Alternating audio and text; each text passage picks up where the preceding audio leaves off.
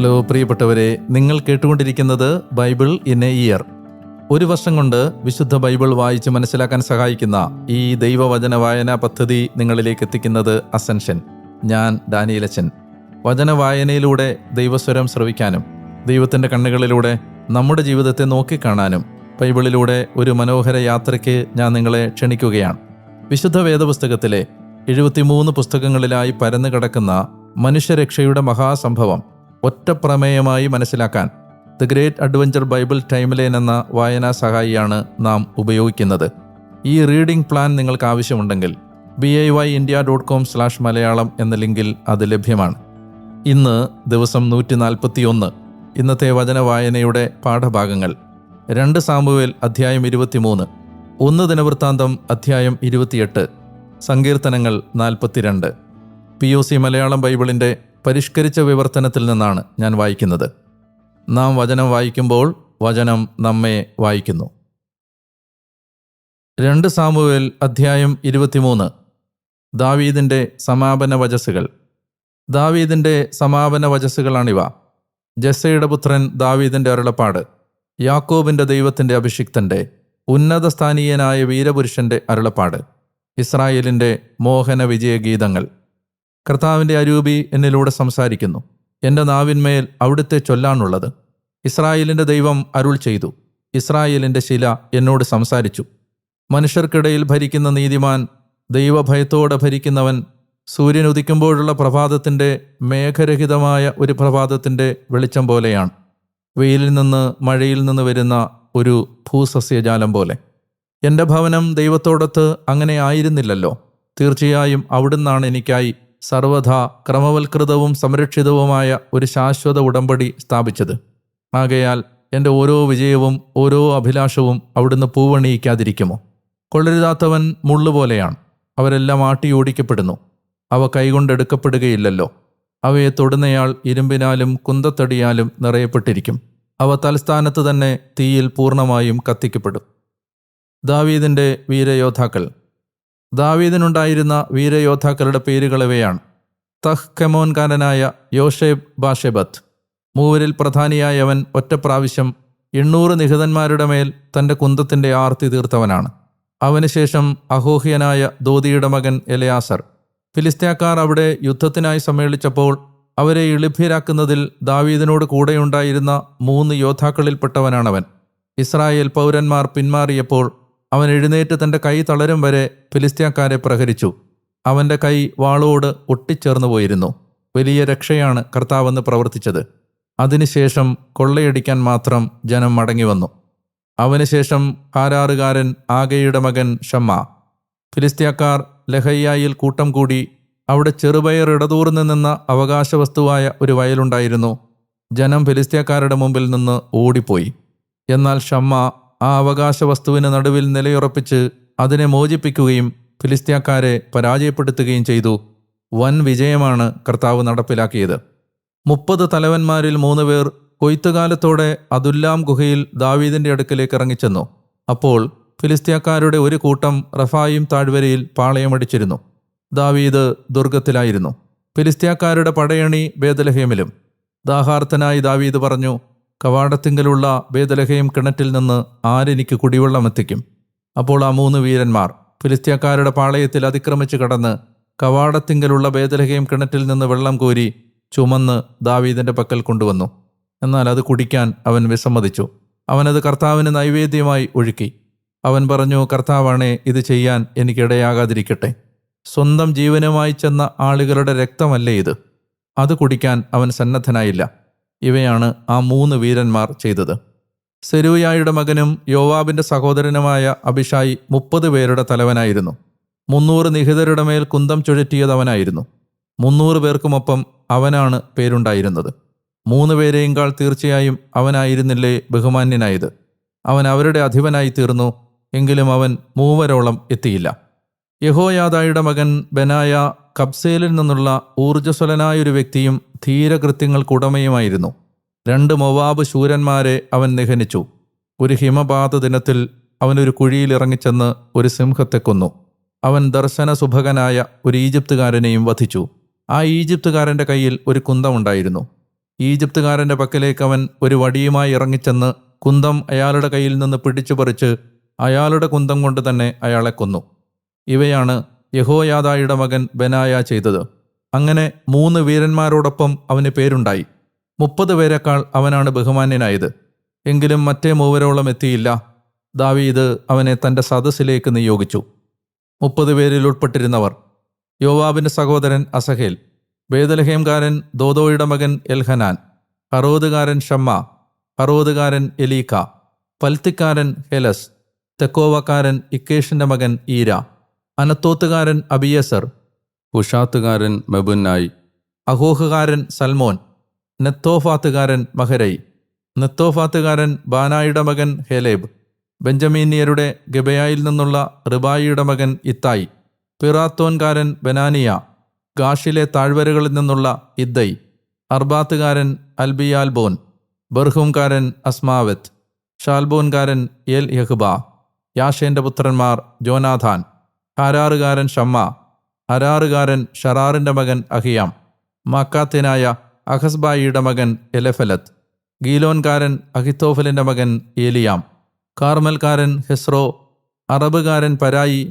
സോബായിൽ നിന്നുള്ള നാഥാൻ്റെ മകൻ യിഗാൽ, ഗാദുകാരൻ ബാനി, അമ്മോൻകാരൻ സെലക്, സെരൂയായുടെ മകൻ യോവാബിൻ്റെ ആയുധവാഹകനായ ബറോത്തുകാരൻ നഹ്റായി, ഇത്രാക്കാരൻ ഈര, ഇത്രാക്കാരൻ ഗാരേബ്, ഹേത്തുകാരനായ ഊറിയ എന്നിവർ. ആകെ 37 പേരുണ്ടായിരുന്നു. 1 ദിനവൃത്താന്തം അധ്യായം 28. ദേവാലയ നിർമ്മാണത്തിന് നിർദ്ദേശങ്ങൾ.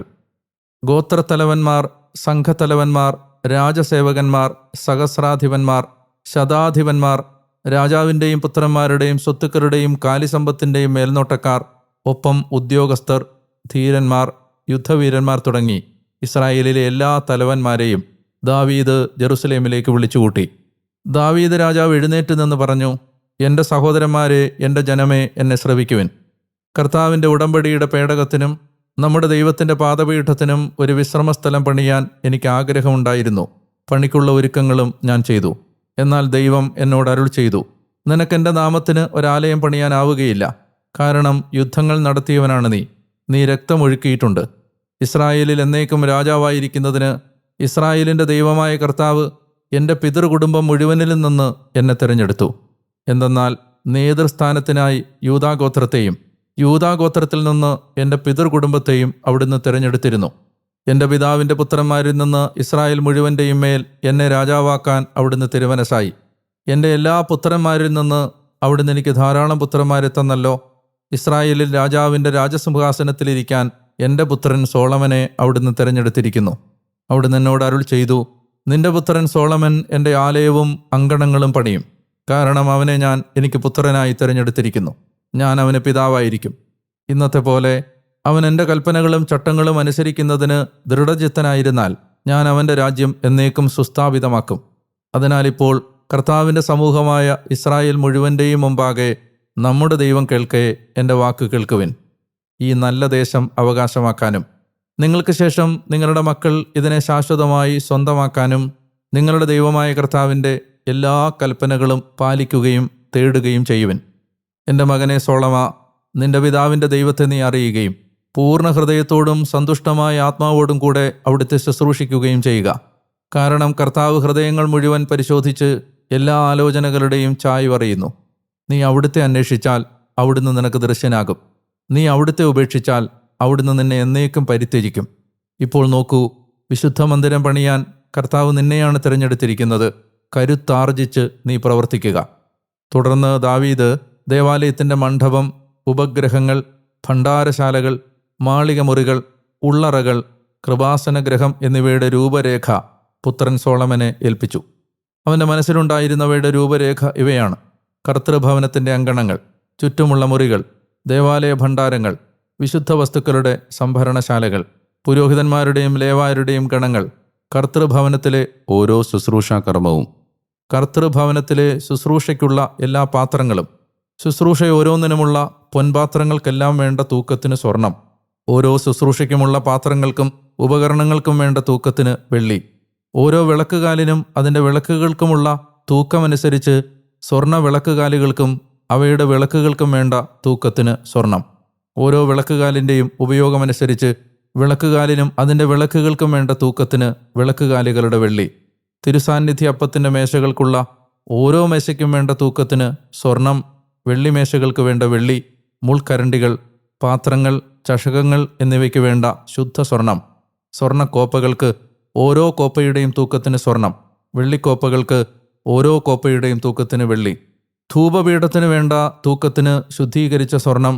കർത്താവിൻ്റെ ഉടമ്പടി പേടകം മറച്ച് വിരിച്ചു നിൽക്കുന്ന സ്വർണ്ണക്കരൂപുകളോടുകൂടിയ രഥരൂപം, ഇവയെല്ലാം രൂപരേഖ പ്രകാരമുള്ള ജോലികളെല്ലാം ലിഖിതത്തിലൂടെ അവൻ അയാൾക്ക് കർത്താവിൻ്റെ ശക്തിയാൽ വ്യക്തമാക്കി കൊടുത്തു.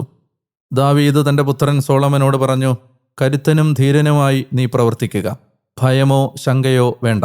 എന്തെന്നാൽ കർത്താവായ ദൈവം, എൻ്റെ ദൈവം നിന്നോട് കൂടെയുണ്ട്. കർത്താവിൻ്റെ ആലയത്തിലെ സകല ശുശ്രൂഷയുടെയും ജോലികൾ പൂർത്തിയാകുന്നതുവരെ അവിടുന്ന് നിന്നെ കൈവിടുകയോ ഉപേക്ഷിക്കുകയോ ഇല്ല. ഇതാ ദേവാലയത്തിൻ്റെ വിവിധ ശുശ്രൂഷകൾക്ക് വേണ്ട പുരോഹിതന്മാരുടെയും ലേവായരുടെയും ഗണങ്ങൾ. ഈ ഓരോ ജോലിയിലും എല്ലാ ശുശ്രൂഷയ്ക്കും വേണ്ട ജ്ഞാനത്തിൽ നിപുണരായവരും നേതാക്കന്മാരും നിന്റെ എല്ലാ ആജ്ഞകളും അനുവർത്തിക്കുന്ന ജനം മുഴുവനും നിന്നോടൊത്തുണ്ട്. സങ്കീർത്തനങ്ങൾ 42. ദൈവത്തിനു വേണ്ടി ദാഹിക്കുന്നു. ഗായക നേതാവിന് പ്രബോധന ഗീതം കോരഹ്യരുടേത്. നീർച്ചാലിനായി കാംക്ഷിക്കുന്ന മാൻപേടയെപ്പോലെ ദൈവമേ, എൻ്റെ ആത്മാവ് അങ്ങേക്കായി കാംക്ഷിക്കുന്നു. ദൈവത്തിനായി, ജീവിക്കുന്ന തമ്പുരാനായി എൻ്റെ ആത്മാവ് ദാഹിച്ചു. എപ്പോഴാണ് ഞാൻ ചെന്ന് ദൈവത്തിൻ്റെ മുഖം കാണുക? എവിടെ നിന്റെ ദൈവമെന്ന് അവർ ദിവസം മുഴുവൻ എന്നോട് ചോദിക്കുന്നതിനാൽ രാപകൽ എൻ്റെ കണ്ണീർ എനിക്ക് ഭക്ഷണമായി. ഇവ ഞാൻ ഓർമ്മിക്കുന്നു. എൻ്റെ ആത്മാവിനെ ഞാൻ എൻ്റെ മേൽ ചൊരിയുന്നു. ജനക്കൂട്ടത്തോടൊപ്പം ഞാൻ കടന്നുപോയി. ഉത്സവം ആചരിക്കുന്ന ജനാവലിയോടൊപ്പം ആനന്ദത്തിൻ്റെയും കൃതജ്ഞതയുടെയും ആരവത്തോടെ ദൈവഭവനത്തിലേക്ക് പ്രദക്ഷിണമായി പോയി. എൻ്റെ ആത്മാവേ, നീ എന്തിന് വിഷാദിക്കുന്നു? എന്തിന് നീ എന്നിൽ അസ്വസ്ഥപ്പെടുന്നു? നീ ദൈവത്തിനായി കാത്തിരിക്കുക. തീർച്ചയായും തിരുമുഖത്തെ രക്ഷയെപ്രതി ഇനിയും ഞാൻ അവിടുത്തെ സ്തുതിക്കും. എൻ്റെ ദൈവമേ, എൻ്റെ ആത്മാവിനെക്കുറിച്ച് വിഷാദം പൂണ്ടിരിക്കുന്നു. ആകയാൽ ഞാൻ ജോർദാൻ പ്രദേശത്തു നിന്നും ഹെർമോൺ ശൃംഗങ്ങളിൽ നിന്നും മിസാർ മലയിൽ നിന്നും അങ്ങയെ അനുസ്മരിക്കുന്നു. അങ്ങയുടെ വെള്ളച്ചാട്ടങ്ങളുടെ ഇരമ്പൽ കൊണ്ട് ആഴം ആഴത്തിലേക്ക് വിളിക്കുന്നു. അങ്ങയുടെ സകല തിരമാലകളും ഓളങ്ങളും എൻ്റെ മീതെ കടന്നുപോയി. പകൽ കർത്താവ് തൻ്റെ കാരുണ്യം അയക്കുന്നു. രാത്രിയിൽ എന്നോടുകൂടെ എൻ്റെ ജീവൻ്റെ തമ്പുരാനോടുള്ള പ്രാർത്ഥനാഗാനമുണ്ട്. എൻ്റെ ശിലയായ തമ്പുരാനോട് ഞാൻ ചോദിക്കട്ടെ, അങ്ങനെ മറന്നതെന്തുകൊണ്ട്? ശത്രുവിൻ്റെ പീഡനം മൂലം ഞാൻ വിലപിച്ച് നടക്കേണ്ടത് എന്തുകൊണ്ട്? നിന്റെ ദൈവം എവിടെയെന്ന് ദിവസേന എന്നോട് ചോദിച്ച് എൻ്റെ എതിരാളികൾ എന്നെ നിന്ദിക്കുന്നു. എൻ്റെ അസ്ഥികളിലെ ഒടിവ് പോലെയാണത്. എൻ്റെ ആത്മാവെ, നീ എന്തിന് വിഷാദിക്കുന്നു? നീ എന്തിന് എന്നിൽ അസ്വസ്ഥപ്പെടുന്നു? നീ ദൈവത്തിനായി കാത്തിരിക്കുക. എൻ്റെ മുഖത്തിൻ്റെ രക്ഷയും എൻ്റെ ദൈവവുമായ അവിടുത്തെ ഇനിയും ഞാൻ തീർച്ചയായും സ്തുതിക്കും. പ്രിയമുള്ളവരെ, 141 ദിവസത്തിലേക്ക് വചനവായന കടന്നു വരുമ്പോൾ നല്ല ദൈവത്തിന് ആരാധനയും മഹത്വവും ഒരിക്കൽ കൂടി സമർപ്പിക്കുകയാണ്. വചനവായന പുരോഗമിക്കുകയും നമ്മൾ കർത്താവിൻ്റെ കൃപയിൽ ബൈബിൾ വായിച്ച് ഗ്രഹിച്ച് മുന്നോട്ട് പോവുകയും ചെയ്യുമ്പോൾ ദൈവത്തിൻ്റെ സ്വരം കേൾക്കാൻ ഉത്കടമായ ആഗ്രഹത്തോടെ വേണം ഓരോ ദിവസത്തെയും വചനവായനയിൽ പങ്കെടുക്കാനെന്ന് ഞാൻ ഒരിക്കൽ കൂടി നിങ്ങളെ വളരെ എളിമയോടെ ഓർമ്മിപ്പിക്കാൻ ആഗ്രഹിക്കുന്നു. നാം വായിച്ച വചനഭാഗത്തിൽ ദാവീദിൻ്റെ അന്ത്യവചസ്സുകളാണ്. ദാവീദിൻ്റെ അന്ത്യവചസ്സുകൾ മനോഹരമാണ്. മരണക്കിടക്കയിൽ കിടന്നുകൊണ്ട് ഒരാൾ തൻ്റെ ജീവിതത്തിൻ്റെ ഗതകാലങ്ങളെ തിരിഞ്ഞു നോക്കി തൻ്റെ ജീവിതത്തെ 3 വാക്കുകളിൽ നിർവചിച്ചു. ഒന്നാമത്തേത് ജസ്സയുടെ പുത്രൻ എന്ന്. അതായത് അയാൾ വന്ന വഴികൾ മറക്കുന്നതേയില്ല. തൻ്റെ കുടുംബം ഏതാണെന്നും താൻ ആരുടെ മകനാണെന്നും ഏത് നിസ്സഹായമായ സാഹചര്യത്തിൽ നിന്നാണ് കരുണയുടെ കൈനീട്ടിത്തന്ന ദൈവം ഇസ്രായേലിൻ്റെ പരമപദത്തിലേക്ക് തന്നെ കൈപിടിച്ചുയർത്തിയതെന്നും അയാൾ മറക്കുന്നതേയില്ല ഈ മരണനേരത്ത്. രണ്ടാമത്തേത് ദൈവം ഉയർത്തിയവൻ, ഉന്നതസ്ഥാനീയൻ. തന്നെ ഉയർത്തിയത് തൻ്റെ കഴിവല്ലെന്നും അത് കൃപയാണെന്നും അത് ദൈവത്തിൻ്റെ കരുണയിലാണ് സംഭവിച്ചതെന്നും അയാൾ മറക്കുന്നില്ല. മൂന്നാമത്തേത് യാക്കോബിൻ്റെ ദൈവത്തിൻ്റെ അഭിഷിക്തൻ. യാക്കോബിലൂടെ യൂദായെ അനുഗ്രഹിക്കുമ്പോൾ ദൈവം പ്രവചിച്ചിരുന്നു യൂദായിൽ നിന്ന് ഒരു ചെങ്കോൽ ഉയരും എന്ന്. ആ പ്രവചനപ്രകാരമുള്ള രാജസ്ഥാനം എന്ന വാഗ്ദത്തം പൂർത്തീകരിച്ചവനാണ് താനെന്നും താൻ അഭിഷിക്തനാണെന്നും ദാവീദ് തിരിച്ചറിയുന്നു. ദൈവത്തിൻ്റെ വാഗ്ദാനങ്ങളുടെ പൂർത്തീകരണമാണ് തൻ്റെ ജീവിതത്തിൽ സംഭവിച്ചതെന്ന് ഈ മരണക്കിടക്കയിൽ അയാൾ ഓർത്തെടുക്കുകയാണ്. അവകാശവാദങ്ങളില്ലാതെ മരിക്കാൻ കഴിയുന്നത് ഒരു ഭാഗ്യമാണ്. നേട്ടങ്ങളും നന്മകളുമെല്ലാം തൻ്റെ അധ്വാനത്തിൻ്റെ ഫലമാണെന്ന് വിലയിരുത്തിയും രേഖപ്പെടുത്തിയും ആരും മറക്കാതിരിക്കാൻ ചുവരുകളിലും കൽഫലകപ്പാളികളിലും രേഖപ്പെടുത്തിയുമൊക്കെ മരിക്കുന്നവരുണ്ട്. എന്നാൽ ഇവിടെ ഒരാൾ തൻ്റെ ജീവിതത്തിൻ്റെ എല്ലാ നന്മകൾക്കും നേട്ടങ്ങൾക്കും ആധാരവും കാരണവും ദൈവവും ദൈവം ഒരുക്കിയ വഴികളുമാണെന്ന് അംഗീകരിച്ച് മിഴിപൂട്ടാനൊരുങ്ങി മരണം കാത്തുകിടക്കുകയാണ്. അവകാശവാദങ്ങളില്ലാതെ മരിക്കാൻ കഴിയുന്നത് ഒരു ഭാഗ്യമാണ്. കഴിവല്ല, കൃപയാണ് എന്ന് മനസ്സിനെ പറഞ്ഞ് പഠിപ്പിച്ചവൻ്റെ മടങ്ങിപ്പോക്ക് ഭാരങ്ങളില്ലാത്ത ഒരു മടക്കയാത്രയാണ്. ദിനവൃത്താന്ത പുസ്തകത്തിലെ വായനയിൽ ഭരണരഥത്തിൻ്റെ കടിഞ്ഞാൺ ദാവീദ് സോളമന് കൈമാറുന്നതായും ദേവാലയ നിർമ്മാണത്തിനുള്ള നിർദ്ദേശങ്ങൾ നൽകുന്നതായും നാം വായിച്ചു. നന്നായിട്ട് ആരംഭിച്ച ഒരാളായിരുന്നു സോളമൻ. പക്ഷെ നിർഭാഗ്യമെന്ന് പറയട്ടെ, അയാൾ അവസാനിപ്പിച്ചത് വളരെ മോശമായിട്ടാണ്. ലോകത്തിലെ ഏറ്റവും വലിയ ജ്ഞാനി പരമമൂഢനായി കുഴിമാടത്തിലേക്ക് മടങ്ങിപ്പോയ, അറിയാൻ ആഗ്രഹിക്കാത്ത, കാണാൻ ആഗ്രഹിക്കാത്ത ഒരു കാഴ്ചയാണ് നമുക്കത്. നമ്മെ സംബന്ധിച്ച് അതൊരു മുൻകരുതലും ഒരു താക്കീതുമാണ്. ദാവീദിൻ്റെ വീരയോദ്ധാക്കളെക്കുറിച്ചുള്ള വിവരണത്തിൽ നിങ്ങൾ ശ്രദ്ധിച്ചോന്നറിയില്ല, അവസാനത്തെ പേരുകാരൻ ആരായിരുന്നു? അത് ഹിത്യനായ ഊറിയ ആണ്. ദാവീദ് മറന്നെങ്കിലും, ബത്ശേബ മറന്നെങ്കിലും, ജനം മറന്നെങ്കിലും ഈ പാവപ്പെട്ടവനെ ദൈവം മറന്നിട്ടില്ല. നിരപരാധി ചിന്തിയ രക്തം ദൈവത്തിൻ്റെ ഹൃദയത്തിൽ, വെളിപാട് പുസ്തകത്തിൻ്റെ ഭാഷയിൽ പറഞ്ഞാൽ ദൈവത്തിൻ്റെ ബലിപീഠത്തിൻ്റെ താഴെ നിരന്തരമായ സ്മരണകൾ ഉയർത്തിക്കൊണ്ട് ദൈവത്തിൻ്റെ ഹൃദയത്തിലുണ്ട് എന്നുള്ള ഒരു സൂചനയാണ്, ഒരു അടയാളമാണ് ഊറിയായുടെ പേര്, വിവരം രേഖപ്പെടുത്തപ്പെട്ടിരിക്കുന്നത്. ഒരു യുദ്ധവും വിജയിക്കുന്നത് ഒരാൾ ഒറ്റയ്ക്കല്ല, അതൊരു ടീം വർക്കിൻ്റെ വിജയമാണ്. ദൈവത്തിൻ്റെ കണക്ക് പുസ്തകത്തിൽ അങ്ങനെ ഒരു ടീമായി പ്രവർത്തിച്ച, ഒരു കൂട്ടായ്മയിൽ അധ്വാനിച്ച എല്ലാവരുടെയും പേരുകളും ഓർമ്മകളുമുണ്ട്. കൂട്ടായ അധ്വാനമാണ് ദൈവരാജ്യത്തിൻ്റെ വിജയമന്ത്രം. ഒറ്റക്കെട്ടായി നിൽക്കുന്നത് തകർക്കാനാണ് സാത്താൻ്റെ സകല പരിശ്രമങ്ങളുമെന്ന് മറന്നുപോകാനും പാടില്ല. കൂട്ടായ്മയെ സാത്താൻ നല്ലതുപോലെ വെറുക്കുന്നുമുണ്ട്. എല്ലാവരോടും സമാധാനത്തിൽ വർത്തിച്ച് വിശുദ്ധിക്ക് വേണ്ടി പരിശ്രമിക്കണമെന്ന വചനത്തിൻ്റെ ആഹ്വാനം ഈ സന്ദർഭത്തിൽ ഓർക്കുന്നത് അനുയോജ്യമാണെന്ന് കരുതുന്നു. കൂട്ടായ്മ നഷ്ടപ്പെടാതിരിക്കാൻ, ബന്ധം നഷ്ടപ്പെടാതിരിക്കാൻ, ഒരുമയും ഐക്യവും നഷ്ടപ്പെട്ട് ഭിന്നതയുടെ കനൽ വഴികളിലേക്ക് വീണുപോകാതിരിക്കാൻ ഒരു കൃപ തീർച്ചയായും ഇന്ന് ദൈവത്തോട് നമ്മൾ ചോദിക്കണം. നല്ല കർത്താവേ, ഞാൻ അങ്ങേക്ക് നന്ദി പറയുന്നു. കർത്താവ് എത്ര നല്ലവനാണെന്ന് രുചിച്ചറിയാൻ ഓരോ ദിവസത്തെയും വചനവായന ഞങ്ങളെ സഹായിക്കുന്നതിനും ഞാൻ അങ്ങേക്ക് നന്ദിയും സ്തുതിയും ആരാധനയും സമർപ്പിക്കുന്നു. കർത്താവെ, ജീവിതത്തിൽ സാമൂഹ്യയിൽ മരിച്ചതുപോലെ നിഷ്കളങ്കമായ കരങ്ങൾ ഉയർത്തിക്കാണിച്ച് മരണത്തിലേക്ക് പോകാനും, ദാവീദ് മിഴിപൂട്ടുന്നത് പോലെ ഒരവകാശവാദങ്ങളുമില്ലാതെ മടങ്ങിപ്പോവാനും ഞങ്ങളെ സഹായിക്കണമേ. ജീവിതത്തിൽ എന്തെല്ലാം നേട്ടങ്ങൾ സംഭവിച്ചിട്ടുണ്ടെങ്കിലും അതെല്ലാം ദൈവത്തിൻ്റെ കൃപയാണെന്ന് അംഗീകരിക്കാനുള്ള ഒരു മനസ്സ് ഞങ്ങൾക്ക് തരണമേ. മനസ്സിൻ്റെ അവകാശവാദങ്ങളെ മുഴുവൻ കർത്താവിൻ്റെ നന്മയിലും കർത്താവിൻ്റെ കരുണയിലുമുള്ള ആശ്രയത്വത്തിൽ അതിജീവിക്കാനും ഞങ്ങളെ സഹായിക്കണമേ. നല്ല കർത്താവെ, നന്നായി തുടങ്ങാനും നന്നായി അവസാനിപ്പിക്കാനും ഞങ്ങൾക്ക് കഴിയണമേ. ഇനി മോശമായിട്ടാണ് ഞങ്ങൾ തുടങ്ങിയിട്ടുള്ളതെങ്കിലും നന്നായി ഈ ഓട്ടം പൂർത്തിയാക്കാൻ ഞങ്ങളെ സഹായിക്കണമേ. കർത്താവ്, ഈ വാക്കുകൾ കേട്ടുകൊണ്ടിരിക്കുന്ന ഈ മകനെയും മകളെയും പ്രത്യേകം ഞാൻ സമർപ്പിക്കുന്നു. ഇന്ന് ഈ കുടുംബങ്ങളെ പ്രത്യേകം അങ്ങയുടെ നാമത്തിൽ ആശീർവദിച്ച് പ്രാർത്ഥിക്കുകയും ചെയ്യുന്നു. എന്തെങ്കിലും സഹനങ്ങളിലൂടെയോ രോഗങ്ങളിലൂടെയോ തകർച്ചകളിലൂടെയോ കടന്നുപോകുന്ന അങ്ങയെ മക്കളാണ് ഈ വചനം കേൾക്കുന്നതെങ്കിൽ കർത്താവ്, ഇപ്പോൾ ഞാൻ അവർക്ക് വേണ്ടി പ്രാർത്ഥിക്കുന്നു. അങ്ങയുടെ കരുണ അവരിലേക്ക് ഒഴുകണമേ എന്ന് അപേക്ഷിക്കുന്നു. ഇപ്പോൾ ഈ നിമിഷം അവരുടെ കുടുംബത്തിൽ ദൈവസാന്നിധ്യം പ്രകടമാവുകയും ദൈവശക്തി വെളിപ്പെടുകയും ചെയ്യണമേ. കർത്താവിൻ്റെ കരുത്തുറ്റ കരം, മാറിപ്പോകാത്ത ദൈവസാന്നിധ്യം, കരുതുന്ന ദൈവത്തിൻ്റെ കരുണാർദ്രമായ സ്നേഹം അനുഭവിക്കാൻ ഇന്ന് ഈ കുടുംബത്തെ അങ്ങ് സഹായിക്കണമേ എന്നും ഞാൻ പ്രാർത്ഥിക്കുന്നു. വചനവായനയിൽ ഒപ്പം നിന്ന് സഹായിക്കുന്ന എല്ലാ മക്കളെയും പ്രത്യേകം അങ്ങ് അനുഗ്രഹിക്കണമേ എന്നും ഇന്ന് കർത്താവ് യേശുവിൻ്റെ നാമത്തിൽ ഞാൻ അങ്ങയോട് പ്രാർത്ഥിക്കുന്നു. ആമേൻ. പ്രിയ സഹോദരി സഹോദരന്മാരെ, ഈ വചനവായനാ പദ്ധതി ഒരു സുവിശേഷ വേലയാണ്. നിങ്ങളുടെ പ്രിയപ്പെട്ടവരോട് ഇത് പങ്കുവച്ച് വചനം വായിക്കാൻ അവരെ നിർബന്ധിക്കുകയും പ്രേരിപ്പിക്കുകയും അവരെ അതിലേക്ക് നയിക്കുകയും ചെയ്യണമേ എന്ന് ഞാൻ ഒരിക്കൽ കൂടി നിങ്ങളെ ഓർമ്മിപ്പിക്കുന്നു. എനിക്ക് വേണ്ടി നിങ്ങൾ പ്രാർത്ഥിക്കണം. നമ്മുടെ വചനവായന മുടക്കമില്ലാതെ മുന്നോട്ട് പോകാൻ ദൈവത്തിൻ്റെ കരുണ അപേക്ഷിക്കുകയും ചെയ്യണം. നിങ്ങളുടെ പ്രിയപ്പെട്ടവരോട്, സുഹൃത്തുക്കളോട് ഈ വചന ശുശ്രൂഷയെ പങ്കുവെക്കാൻ മറക്കരുതേ എന്ന് ഒരിക്കൽ കൂടി ഓർമ്മിപ്പിക്കുന്നു. കേട്ടുകൊണ്ടിരിക്കുന്ന പ്ലാറ്റ്ഫോം സബ്സ്ക്രൈബ് ചെയ്താൽ നിങ്ങൾക്ക് മുടക്കമില്ലാതെ വചനവായനയിൽ പങ്കെടുക്കാൻ കഴിയും. നാളെ വീണ്ടും ഈ വചന സ്വരത്തിലൂടെ നിങ്ങളുടെ അടുത്തേക്ക് എത്തും വരെ ഞാൻ ഡാനിയലച്ചൻ, ഞാൻ നിങ്ങൾക്ക് വേണ്ടി പ്രാർത്ഥിക്കുന്നുണ്ട്. അതുവരെയും സ്നേഹിക്കുക, പ്രാർത്ഥിക്കുക, ഈശോയെ പങ്കുവെക്കുക. നല്ലൊരു ദിവസം നിങ്ങൾക്കുണ്ടാവട്ടെ.